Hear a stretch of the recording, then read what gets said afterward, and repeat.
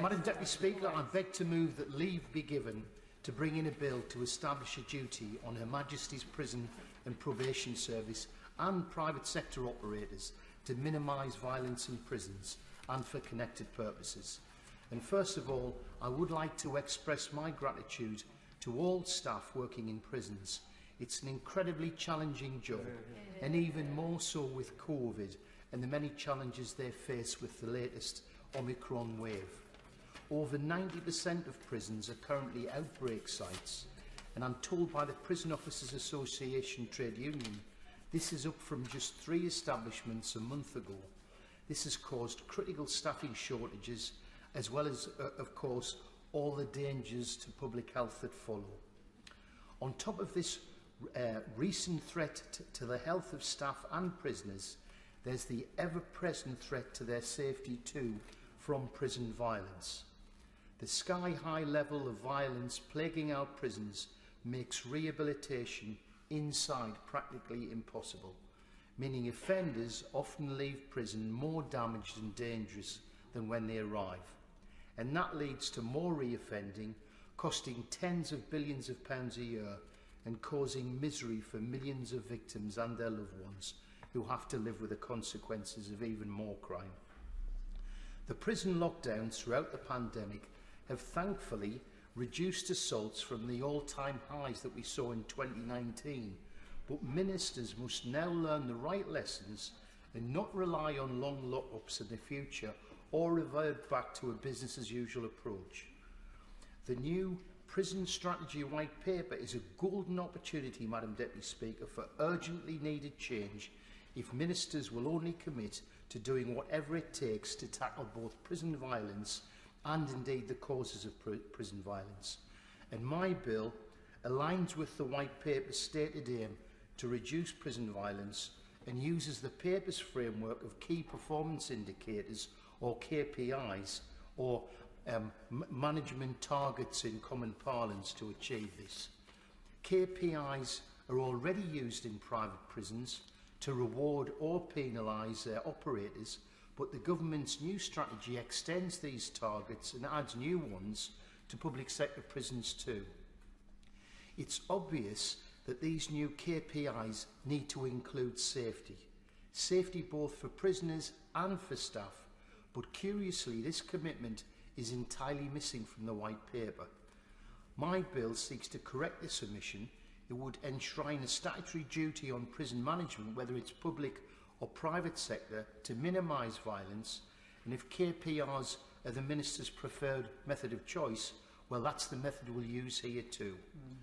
Currently, the only prison targets that involves prison safety targets involve serious assaults, and such assaults must, for example, involve hospital treatment. This needs to be extended to all kinds of violence if ministers are serious about a zero-tolerance approach to bad behaviour. Penalties could include fines for both public and private sector operators, with the money raised going towards making injury compensation schemes fit for purpose by widening the scope for claims, removing the unfair barriers throughout the process, and lifting awards to reflect the bravery and commitment shown by prison officers and other staff working within our prison system. Even ministers accept that staff cuts of more than 25% in the name of austerity have triggered the crisis.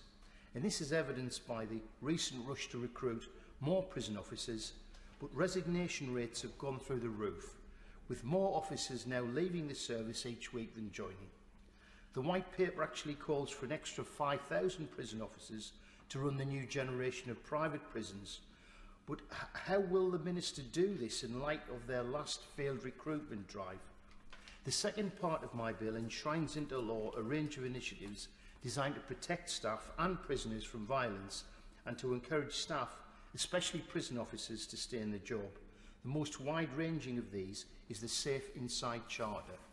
This set of reasonable and straightforward principles for safe systems of work is endorsed by the Joint Unions in Prison Alliance, a coalition of 9 prison unions, namely the Prison Officers Association, the University and College Union, the UCU, who represent prison educators, the Royal College of Nursing, the BMA, the Probation Union, NAPU, National Association of Prison Officers, PCS, Unison, the GMB and Unite, of which, Madam Deputy Speaker, I'm more than happy to declare I'm a member and chair of the parliamentary group. Thank you. These unions, these unions have long called for the Ministry of Justice to adopt the Charter and mandate other prison employers to do the same. But unfortunately, it seems that ministers won't consider this until every recognised union signs up. And this seems to me to be a rather flimsy excuse for inaction. So instead, let's make it the law, and we might call it the Safer Inside Law. There are some other vital steps that we could take to hold on to staff that may be beyond the scope of my bill, but I'm going to outline them anyway.